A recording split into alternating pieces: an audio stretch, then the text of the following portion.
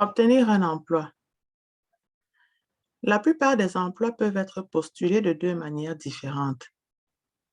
Certains emplois, en particulier au niveau d'entrée, entry level, c'est-à-dire des emplois qui ne nécessitent pas de formation ou d'éducation spécialisée, peuvent être postulés en entrant dans l'établissement et en remplissant une demande.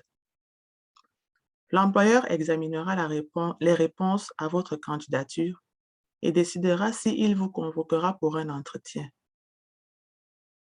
La plupart des emplois, en particulier les emplois plus spécialisés, auront également des listes affichées à divers endroits, tels qu'en ligne ou dans les journaux.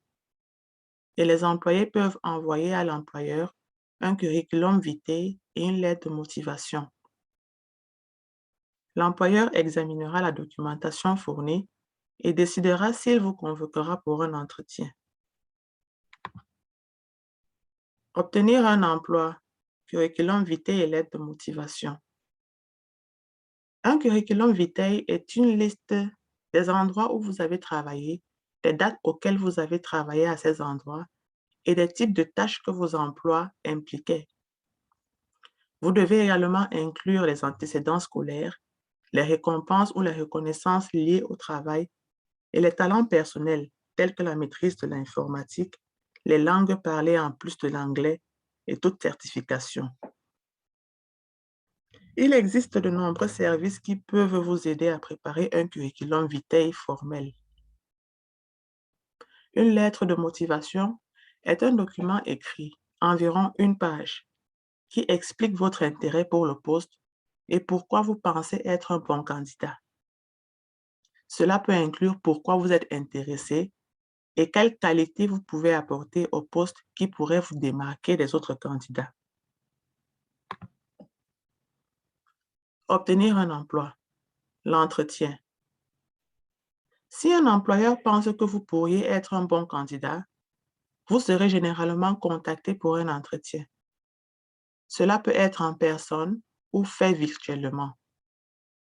Au cours de l'entretien, l'employeur vous posera des questions destinées à évaluer vos compétences et vos qualifications et à vous connaître un peu en tant que personne.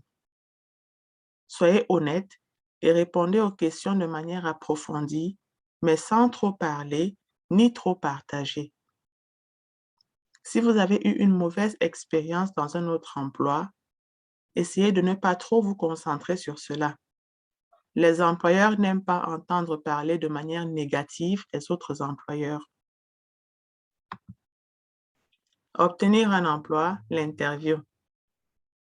Pour préparer l'entretien, habillez-vous professionnellement et soyez soigné.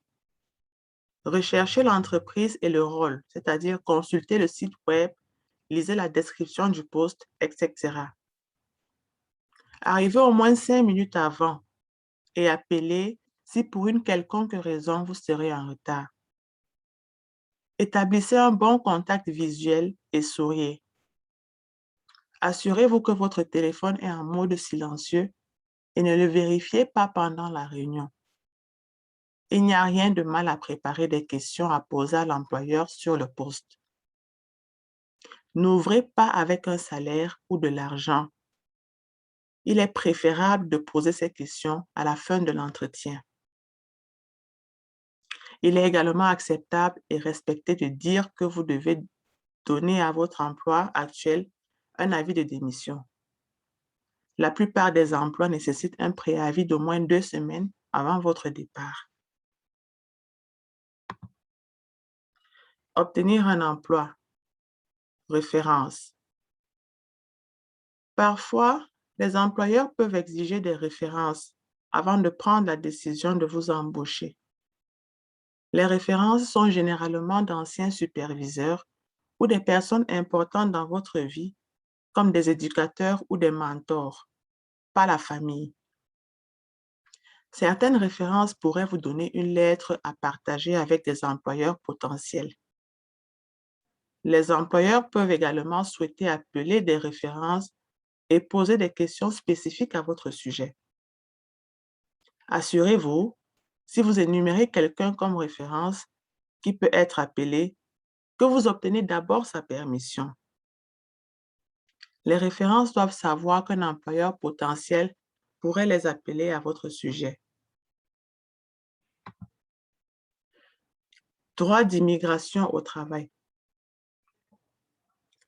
Les employeurs américains doivent s'assurer que les personnes qu'ils embauchent sont légalement autorisées à travailler aux États-Unis.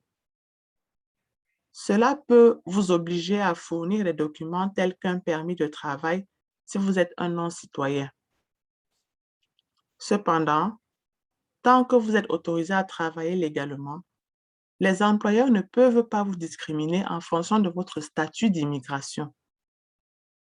Par exemple, si vous et un citoyen américain êtes également qualifiés pour un emploi potentiel, l'employeur ne peut pas choisir cette personne plutôt que vous, en fonction uniquement de son statut de citoyen.